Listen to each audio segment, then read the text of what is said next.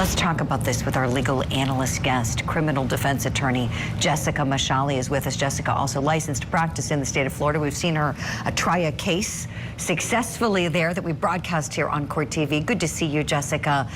As we're getting ready for this one, St. Lucie County, Florida, I just want to ask you, is this anywhere close to where you are? Have you ever practiced there? Yes, so I have practiced there. It's about an hour north of my main office in Boca Raton, and I've done many cases in St. Lucie County.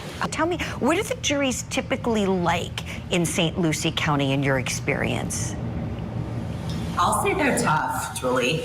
I was just posting a couple of days ago about Miami and how you're going to get served the best justice of the state of Florida in Miami-Dade County. St. Lucie County is one of the tougher counties. I think they're going to be very tough on this defendant, especially considering the facts of this case. In other words, would you think that for prosecutors, this might be a more friendly county for prosecutions? It's a very prosecution-friendly county. Okay. The judges love the prosecution, the juries love the prosecution. And then in terms of media coverage of this, I'm curious, is this one that you've heard chatter about? I know you're very busy, you have a busy law practice, but obviously you're a news consumer and up on things. Just curious if there's been buzz about it in Florida that you've heard prior to us coming in today to broadcast this one. Well, I'm always keeping up with Court TV because that's where you get the best news about everything. So I have heard about it here. But thank you for that. I have heard some chatter. I have heard some chatter about the case. And especially, again, when you have these type of facts where a woman who's 8.5 months pregnant is murdered, and then you have the suspect and the defendant being her boyfriend, who wasn't even honest about having an affair with her, and he's married at the time, it's the kind of thing people like to talk about. We were noticing his wedding band. And I would love to talk to you about that. So from a defense strategy, is this what you want your client doing, wearing that band here and now?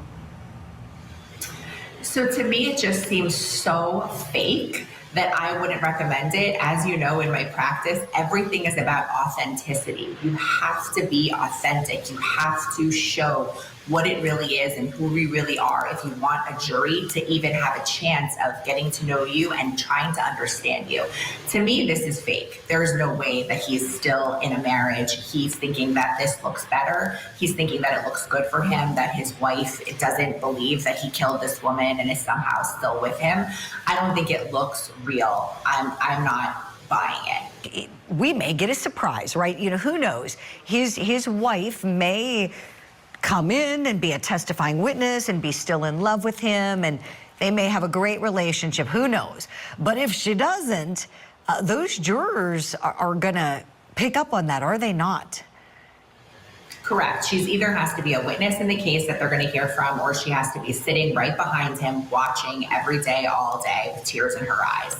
Otherwise, they're thinking that that's a lie. Mm-hmm.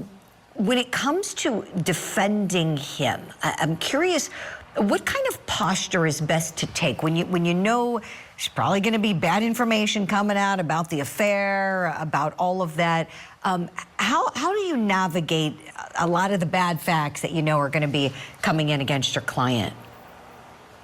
So I don't know the evidence that well in this case. The trial hasn't started. We haven't seen what there is. But the strongest defense is always to come out in the opening with as much truth as you possibly can, even shocking the jury with how truthful you are, but adamantly proclaiming that the defendant is innocent, is not guilty, and didn't do it.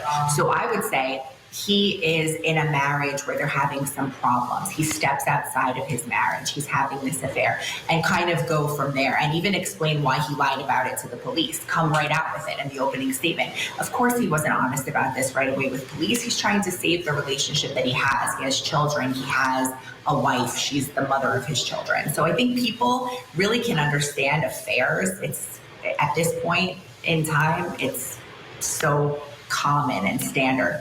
I don't think there's anything wrong with just coming out with that. The more things they're honest about, the more credibility they're going to gain with the jury.